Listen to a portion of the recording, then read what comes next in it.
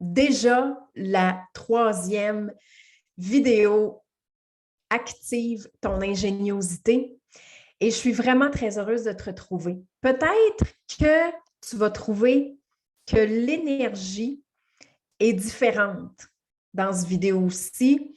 Dans la première, on a parlé des mots et des pensées qu'on utilise parce que le critique intérieur et le discours interne qu'on va avoir et aussi le discours qu'on va utiliser pour parler de soi, clairement, ça a un impact sur notre ingéniosité, sur cette partie de nous, en fait, qui est extraordinaire, qui est géniale, grâce au défi d'attention. Oui, j'ai utilisé ce mot-là. Pas malgré, ni en dépit de, parce que pour moi, en utilisant ces mots-là, ça a un effet réducteur, ça vient diminuer. Donc, moi, j'ose croire qu'on réussit grâce au défi d'attention, grâce à notre différence, grâce à ces manières de faire qui parfois sortent de la norme, parfois dérangent, parfois peut-être créent un onde de choc, mais il n'y a pas rien de pas correct dans notre façon de faire. Et ça m'amène avec la thématique d'aujourd'hui, parce que pour activer son ingéniosité, pour voir tout l'extraordinaire qu'il y a dans le défi d'attention, bien, une des étapes qui est super importante, c'est l'acceptation. C'est d'accepter que oui, on a ces particularités, ces traits de caractère qui sortent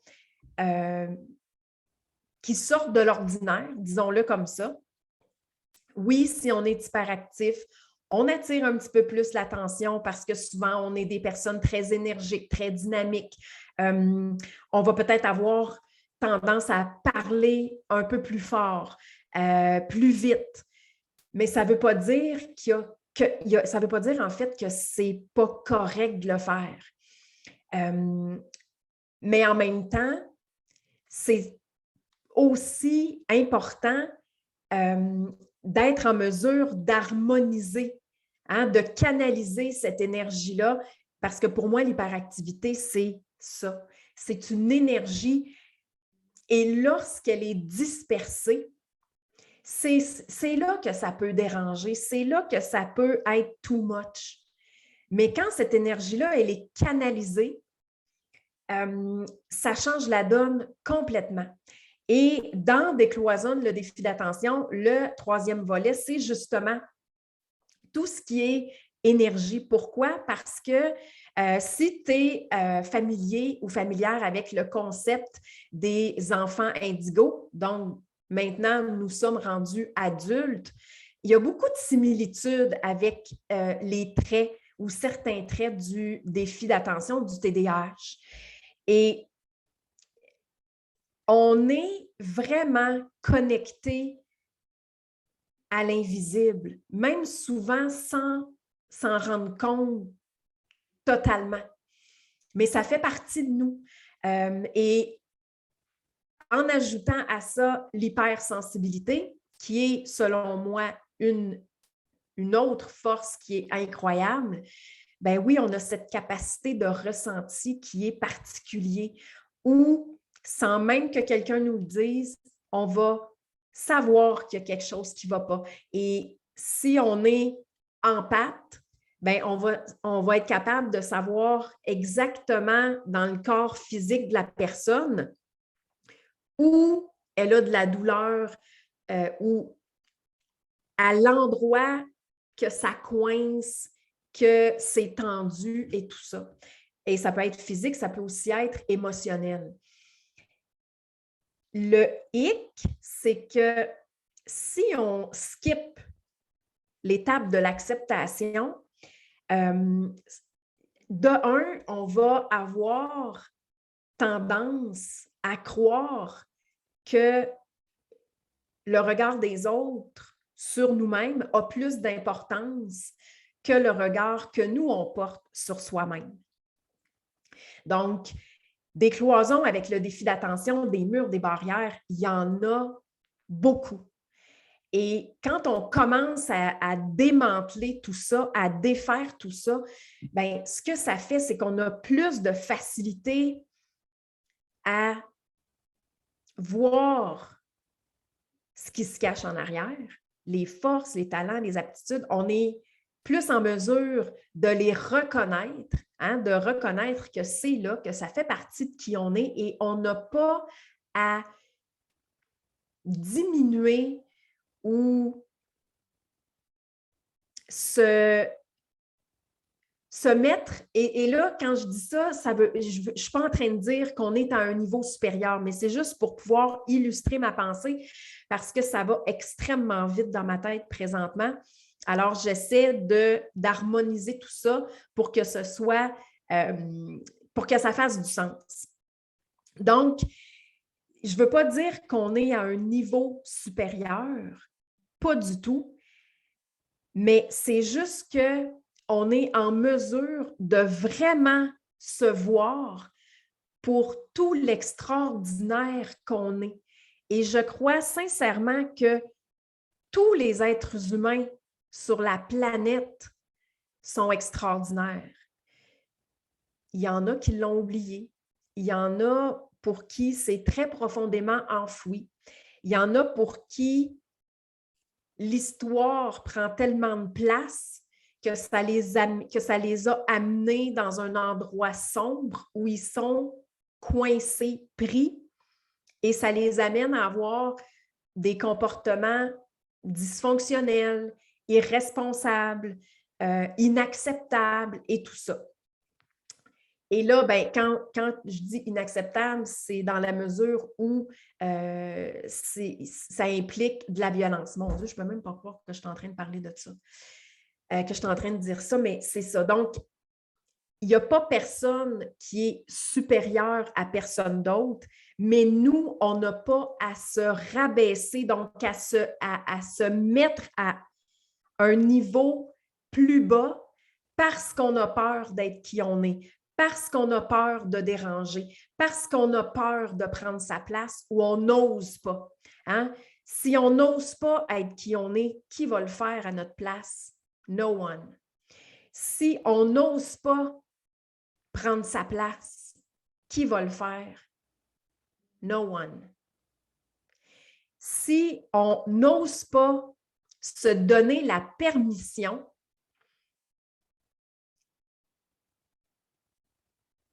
de rayonner pleinement avec tout ce qu'on a d'extraordinaire. Je le sais, je reviens beaucoup sur ce mot-là, mais c'est comme si, à quelque part, on a besoin de l'entendre pour qu'on puisse l'intégrer.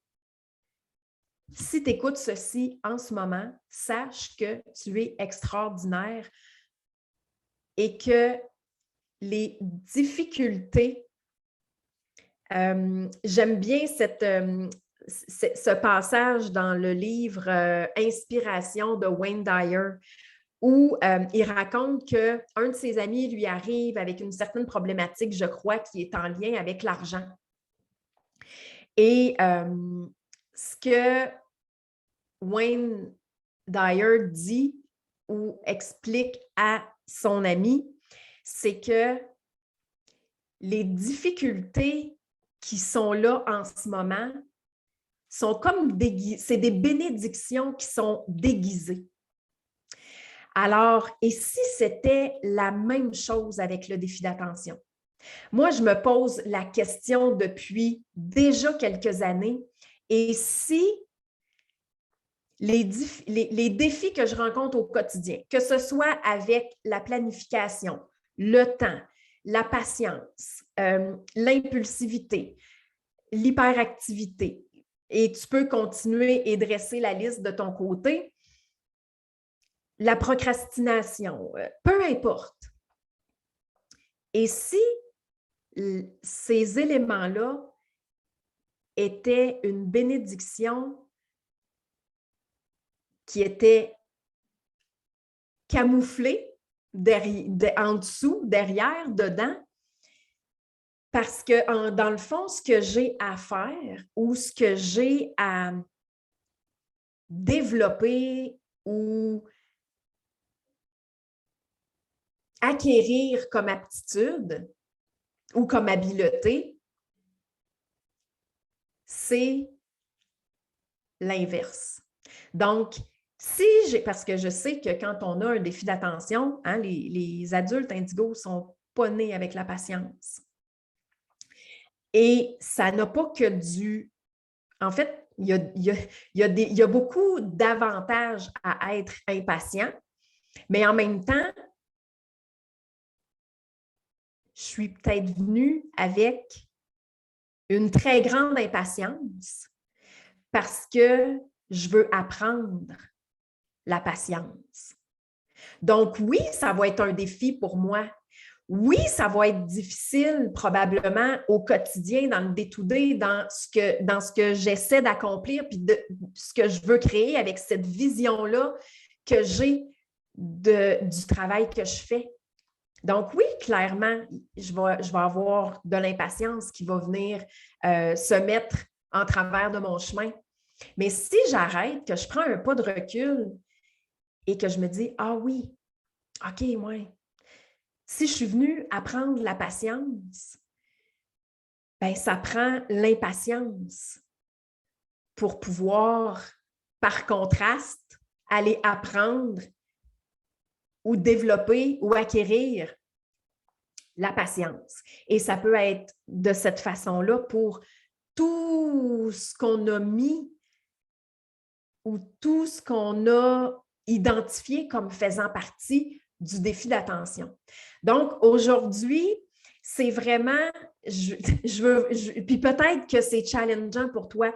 Peut-être que tu fais comme, wow, attends un peu, là, c'est parce qu'active ton ingéniosité, je ne m'attendais pas à ça. Ben non, c'est ça. Moi, souvent, il y a un petit...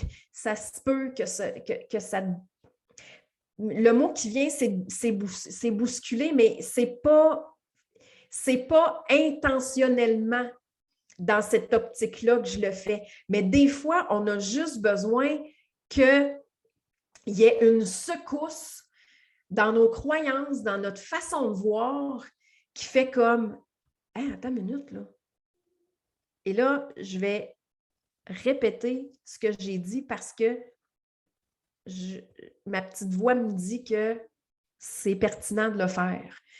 Donc, je reprends l'exemple de l'impatience, même que je vais en prendre un autre. Et si le fait d'être inattentif ou inattentive, c'était dans un premier temps pour que tu réalises que ce n'est pas un manque d'attention qui est là. C'est une attention pour plusieurs choses parce que la curiosité, l'intérêt est tellement grand que être attentif ou attentif sur une seule chose, ça représente un défi. Donc, l'inattention, c'est la bénédiction, en fait, qui est enveloppée dans une difficulté pour que tu puisses trouver des moyens de développer l'aptitude ou d'acquérir l'aptitude d'avoir de l'attention. Donc, non, c'est oui, ça peut, tu sais, oui, des stratégies pour être plus attentif et attentive, c'est sûr que ça peut aider. Mais moi, je dis toujours que ce qui se manifeste ici,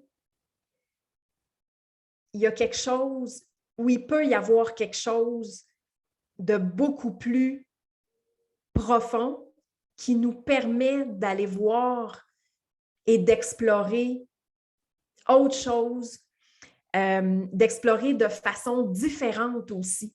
Donc, c'est de prendre qu'est-ce qui existe en ce moment avec le défi d'attention et de dire, OK, de la façon qu'on l'explique dans ce que j'ai lu, ça me permet de comprendre que le TDAH, c'est ça, il se passe ça, les défis sont à ce niveau-là et à ce niveau-là, ça touche différentes sphères de vie.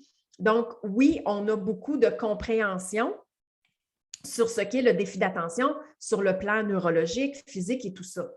Mais si d'autres explications existent, moi, je suis convaincue qu'il y en a d'autres. Je suis convaincue. Je ne sais pas comment l'expliquer. Je ne peux pas te dire comment je le sais. C'est probablement ce qu'on appelle la claire connaissance. Je le sais, mais je ne sais pas comment ça se fait que je le sais. Mais à quelque part, j'en suis profondément convaincue. Donc, je suis convaincue qu'il y a des explications, qu'il y a d'autres manières d'expliquer le défi d'attention. Voilà, c'est comme ça que je voulais le dire. Alors, voilà pour le troisième vidéo d'Active ton ingéniosité.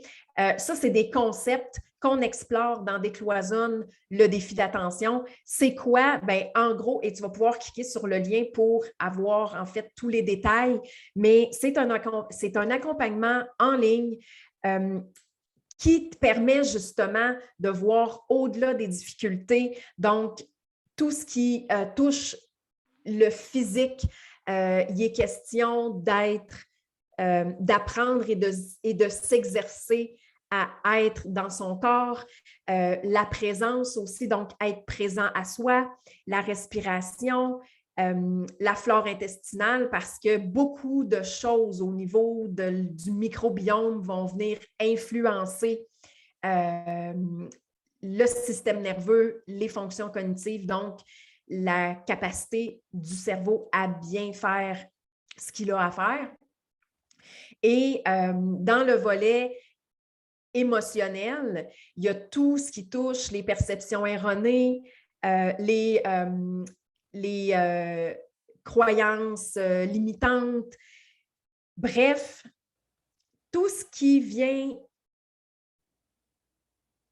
nous cloisonner dans cette différence ou dans ce trouble que moi j'appelle une différence qu'on nomme le défi d'attention. Et ensuite, il y a tout ce qui touche l'énergétique, donc cette connexion qu'on a avec la nature, cette connexion qu'on a avec l'invisible, les blessures émotionnelles, donc ce qu'on a vécu dans notre passé qui ont encore des répercussions dans notre vie aujourd'hui. C'est important de s'en libérer de ça parce que ça ne nous sert plus à rien. Donc, en gros, en résumé, c'est ce que c'est Décloisonne le défi d'attention. Donc, tu as le lien, tu peux aller voir. C'est une aventure que je te propose pour que tu puisses goûter, explorer, expérimenter l'univers indigo, hein, l'univers que j'ai créé et qui, oui, sort des sentiers connus définitivement. Pourquoi? Parce que quand je suis dans les sentiers qu'on ne connaît pas, je sais que je suis dans ma zone de génie. Donc, c'est une façon pour moi d'activer mon ingéniosité. Alors, sur ce, on se retrouve pour la quatrième et dernière vidéo. Et si tu as des questions, n'hésite surtout pas, ça va me faire un immense plaisir d'y répondre. Là-dessus, je te dis à très bientôt, prends soin de toi et je te dirais, fais juste avec la thématique d'aujourd'hui, être curieux, puis le voir avec une certaine... avec le regard d'un enfant de 4 ou 5 ans qui s'émerveille devant des choses qu'il découvre, qui sont nouvelles, puis qui fait « Ah! » qui est juste dans cet état-là d'émerveillement et de curiosité. Alors, Merci beaucoup de ton temps, de ton écoute. Je l'apprécie et à bientôt!